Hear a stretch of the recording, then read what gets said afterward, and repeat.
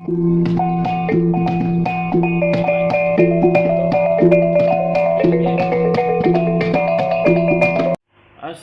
warahmatullahi wabarakatuh. Kembali berjumpa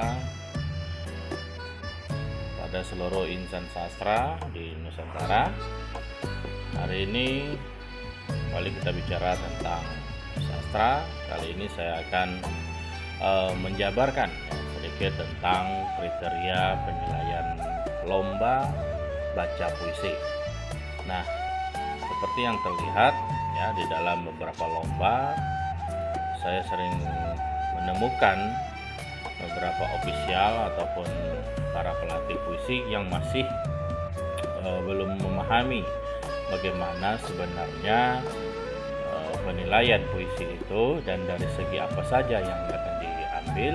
Para pelatih puisi ini masih belum memahami kriteria penilaian terkini ya yang digunakan pada saat ini, sehingga nada pembacaan puisinya sendiri masih menggunakan teknik yang lama dan juga sebagiannya ya juga terlalu banyak gerakan, sehingga itu bisa mengurangi penilaian puisi sendiri, karena kita tahu bahwa ini dikatakan lomba baca puisi, bukan lomba dramatisasi puisi. Nah, di sini masih ada beberapa yang belum memahami hal ini. Baik, untuk itu di sini saya sedikit menjelaskan tentang kriteria penilaian lomba puisi. Baik, untuk yang pertama, dalam membaca puisi itu adalah diperlukan penghayatan. Penghayatan ini berupa pemahaman emosi, ya, pemahaman emosi puisi itu seperti apa. Nada menghayati puisi itu ya, pesannya harus dapat, sehingga ketika pesannya dapat maka nada pembacaannya pun akan dapat.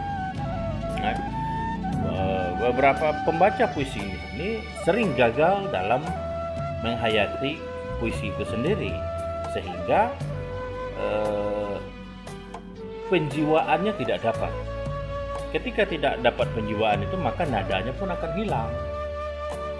Nah, jadi seolah-olah pesan dari puisi itu sendiri tidak dapat diterjemahkan oleh pembaca itu.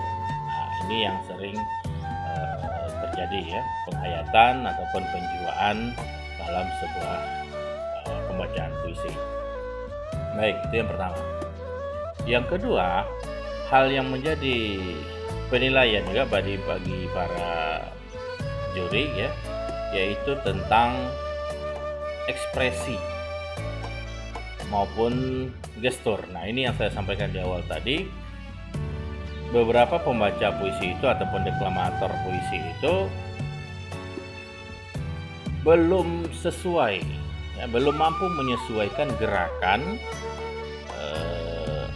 ekspresi wajahnya, mimik wajahnya, ya, dan gestur tubuhnya, sehingga juga tidak menampakkan ataupun tidak menampilkan pembacaan puisi yang sebenarnya.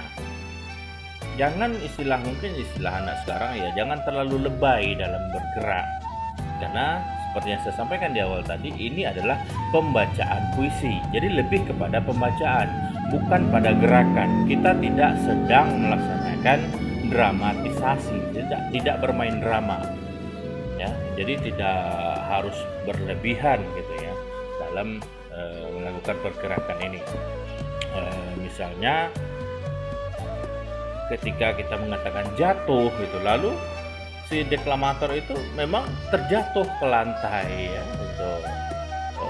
Seperti dia seolah menampilkan ekspresinya yang sangat sedih gitu. Nah, akan tetapi hal ini sebenarnya justru menyalahi dari teknik membaca puisi sendiri. Jadi, ya, bergerak seadanya ya. Kemudian juga jangan selalu terpaku akan satu hal. Misal ketika kita mengatakan Tuhan, ya, puisinya mungkin mengatakan Tuhan, lalu kita selalu menunjuk ke atas. Nah, ini tidak ada ketentuan, ya, tidak ada ketentuan bahwa selalu menyebut nama Tuhan itu dengan gestur ataupun menunjuk ke atas gitu. Ini sebenarnya kita bebas ya, bebas bergerak, yang penting kita tidak berlebihan. Baik. Itu yang kedua. Nah, yang ketiga, ini hal yang sangat penting ya, sangat krusial sekali, yaitu artikulasi atau menyebutkan kata per kata, huruf demi huruf ya, dalam melafalkan sebuah puisi. Nah, setiap apalagi ini dalam pengucapan vokal ya, ini sangat penting.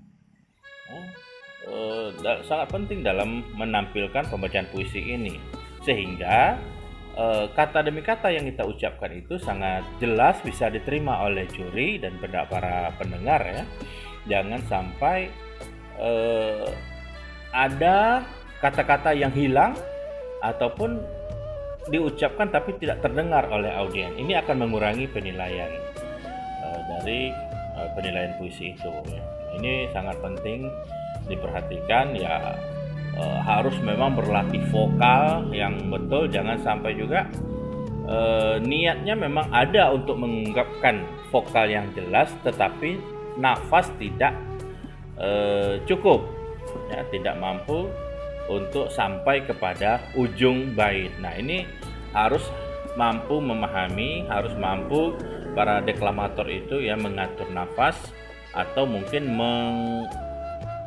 memberi jeda pada bait-bait puisi itu, di mana nanti harus mengambil nafas, karena akan ada mungkin apalagi ya mungkin di ujung bait itu harus bernada tinggi sementara nafasnya tidak cukup. Nah, ini akan sangat berbahaya sekali ya bagi pembaca yang akan mampu nanti menurunkan nilai bacaan puisinya.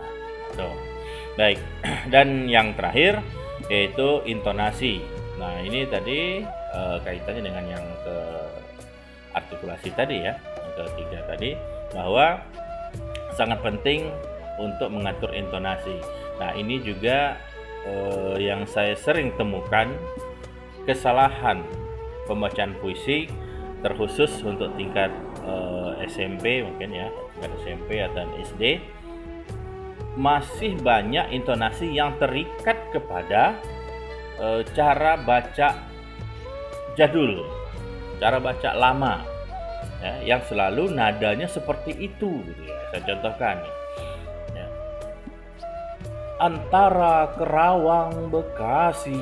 Nah, intonasi yang seperti itu ini masih sering ditemukan, dan ini sudah ya, saya katakan sudah sangat jadul dan tidak terpakai lagi saat ini ya. Dan kita sudah, silakan berekspresi, silakan berintonasi yang bebas ya, silakan temukan pemaknaan penghayatan puisinya sehingga nanti intonasi, artikulasinya, ekspresinya, yang semuanya ini pada dasarnya saling berketerkaitan ya, tidak bisa lepas antara satu dengan lainnya, dan ini akan meningkatkan ataupun menambah jumlah nilai dalam pembacaan sebuah puisi. Nah, hal-hal seperti ini yang sering saya temukan ya, dalam menilai perlombaan puisi. Yang pertama tadi, penghayatannya yang belum mampu menghayati, menjiwai maksud dari puisi itu. Yang kedua, tentang gestur, ekspresinya, mimik wajahnya ya. Ini yang kedua. Yang ketiga yaitu tentang pembentukan vokal, pembentukan kata, yaitu dalam proses artikulasi pembacaan puisi itu. Dan yang terakhir yaitu intonasi, bagaimana tinggi rendahnya membaca, apakah di bagian mana harus tinggi, di bagian mana harus rendah. Nah, ini sangat penting dipahami oleh deklamator ya, dan tentunya dalam membaca puisi ini tidak bisa hanya sekali dua latihan, harus rutin dan harus bisa membentuk vokal yang bagus, membentuk tarikan nafas yang bagus, yang pas, yang sesuai dengan karakter puisi yang kita bacakan. Ya, itu beberapa trik yang dapat saya sampaikan. Lebih kurang mohon maaf. Silakan like, subscribe maupun share dan berkomentar di kolom komentar. Silakan memberikan saran ataupun masukan yang lainnya. ataupun ingin bertanya silakan ya, insya Allah akan kita jawab. Dan demikian, Assalamualaikum warahmatullahi wabarakatuh.